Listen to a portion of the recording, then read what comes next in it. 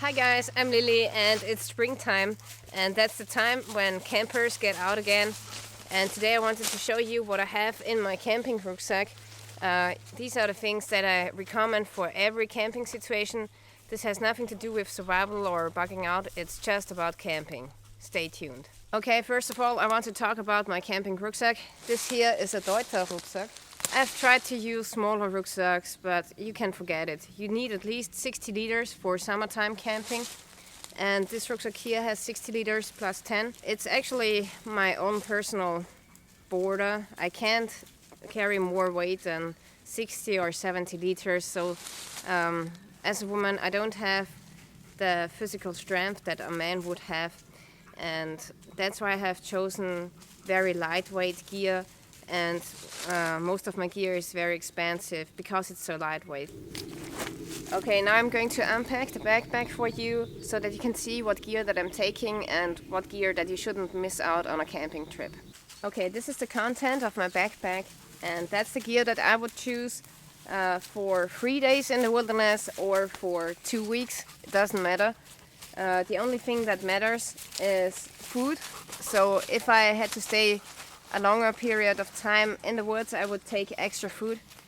And yeah, first of all, let's take a closer look at the shelter slash sleeping system. Okay, the first thing that I want to show you is my top. This is a Tatonka Top 2, which has almost 3 by 3 meters and it's super lightweight. So for camping, this is just perfect and I really love it. You just have to watch out that you don't put it too near to a fire because then the fire would make holes into it. And with the top I have paracord to set up the top. Then I want to show you this air mat here, which is by Expat, and I have to say that this is the most compact insulation mat and the most lightweight mat that I have found. And I've slept on it many times and it's a dream to sleep on because especially at night when you want to, relax your back, it's like sleeping on air. Yes, it's an air mat. So the next thing that I want to show you is the sleeping bag. I keep it in a waterproof bag because it's made out of down and down shouldn't get wet by any means. Okay, this here is the sleeping bag. It's the Helium 600 by Mountain Equipment. Pretty expensive. It's the most expensive gear that I have here today, but I have to say it's worth it. It's super compact, it's lightweight, and it goes down to -1 degree Celsius comfort zone. But actually, that's not true for women because women don't produce that much heat. So for me, it's like 2 or 3 degrees in the night Celsius, and yeah, that's enough for me for summertime and I love it. Okay, next I want to come to my cutting tools. I like to take a saw with me because it's much lighter than an axe and it's safer to use and you don't need so much energy than with an axe. And here I have the Swen saw and I prefer this over a folding saw because it cuts wood so much more efficient, and this is great if you want to build a shelter or just want to cut a whole lot of firewood. And as you can see here, I have wrapped around duct tape around the handle so it's more comfortable. And yeah, I've protected the edges of the saw so that it doesn't rip some holes into my backpack. Okay, next I have this small puku knife, which is an awesome carving knife. And this is very sharp, so you really have to watch out that you don't cut yourself. It's a Scandinavian knife, and I have to say that these are my favorite bushcraft knives. And if you have a saw with you, there's no need for a bigger knife actually, because you can do the big cutting with the saw and the small things with the knife. Okay, next, my Leatherman Wave. I trust this guy my life. Awesome multi-tool. Especially I'm going to need this for my fishing kit. We have an extra blade on it, a saw, a backup saw, and a bottle opener. Okay, next I want to show you my fishing kit, which I'm taking with me when I intend to fish somewhere. This here is my gill net that I made myself, and it's great to let the net work for you while you can do other things. And here I have my fishing reel. And with this I'm going to make a makeshift fishing rod, and I have several different lures and weights and hooks in there. This is my first aid kit. I can't emphasize how important it is to take a first aid kit with you in the wilderness, and I keep it in this waterproof bag. And in here I have a ton of bandages and medication, painkillers, antibiotics, a sewing kit, and extra duct tape.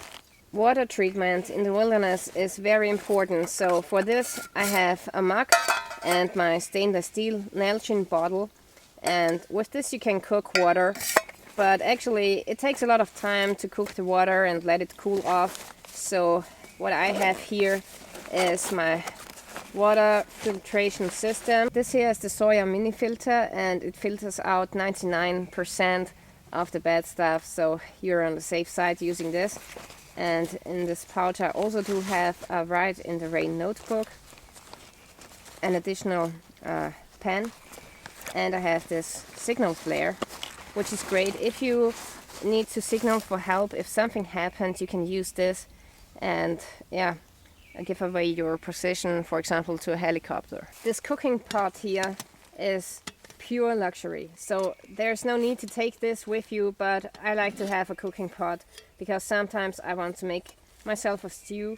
And in here I have a flask with olive oil. I have a spoon, fork, titanium spoon fork. In this bag here I have salt and pepper.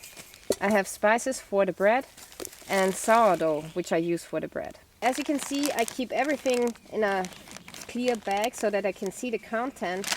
And in this bag I have a lot of important stuff, like for example fire making tools. Okay, I always take 3 different fire making tools with me: a fire steel, a big lighter, and matches in a waterproof container. And there's some duct tape that I have wrapped around it, which is flammable as well.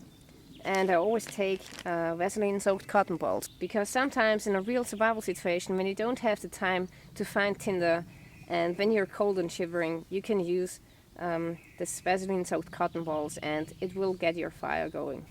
I always recommend to take a compass with you, and I really love this one. It's a navigating compass, which has a split mirror, and it even has a fluorescent ring, so you can navigate through the night. Also, you need a map for your area. And next I want to show you this Falkniven DC4 sharpening stone, and that's the stone that I'm going to use to sharpen my knife. It has a ceramic side and a diamond side. I personally like to take flashlights with me when camping, and I really recommend to take a flashlight with you, because in the night, you know, when you're feeling a little bit unsafe and maybe you hear some voices, you want to go and look what's going on around your camp.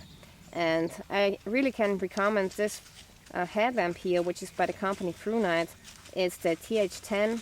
It has 750 lumens, and I think that headlamps are great because they give you both hands free and you can still do some work in the camp in the night. And I also keep a backup flashlight, and here I have this very small and lightweight Archer 2A model, which is by the company Night as well, and it runs with 2 AA batteries, and the maximum output is 500 lumens. And here I have the same model like the other flashlight, and one flashlight comes with neutral white and the other with cool white, so you can choose even between the flashlight colors, which is a great thing. A lot of people forget to take extra clothing with them when they go camping, and the content of this red bag here, which is waterproof, is extra socks, wool socks for the night, extra underwear, a shamrock, a hat, and gloves for the night. So very important, you want to have extra clothes. And I even have a mosquito net for the head in there, so when you go sleeping you just pull it over your head so that the mosquitoes won't get to you. And I also have a hygiene kit with me. There's no need to get dirty in the wild. You can wash yourself every day. Last but not least, I want to talk about food. And I personally like potatoes. They are great. You can set them right into the fire. Spaghetti, quinoa, very healthy food, and rice. And the good thing about these food is that they won't go off quickly. You can store rice for 10 years. And yeah, potatoes hold for a long time as well. And if you want to, you can take some meat with you, but I intend to catch a fish. And this food here is good for about, let's say, 5 days maybe. Okay, now I'm packing everything back together, and if you want to, you can make a list of the gear that you're using, and yeah, before you go you can tick off the list, which is a good thing to do. And keep in mind that you always put your first aid kit on top of the backpack so that you can reach it first in an emergency situation and that you don't have to search for it for a long time. I almost forgot to show you my poncho. This is a military poncho by Miltech, and it's very thick, which is important so that you won't rip a hole into it easily. And you can take it as emergency shelter, or you throw it over yourself and your backpack when it's raining, or you put it on the ground when it's wet and you don't want to get your other stuff wet.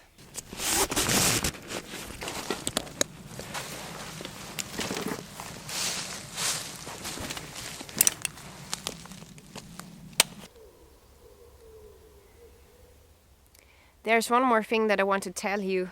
Don't camp on animal trails because you don't want to have unwanted visitors in the night, and don't get hurt. Take care.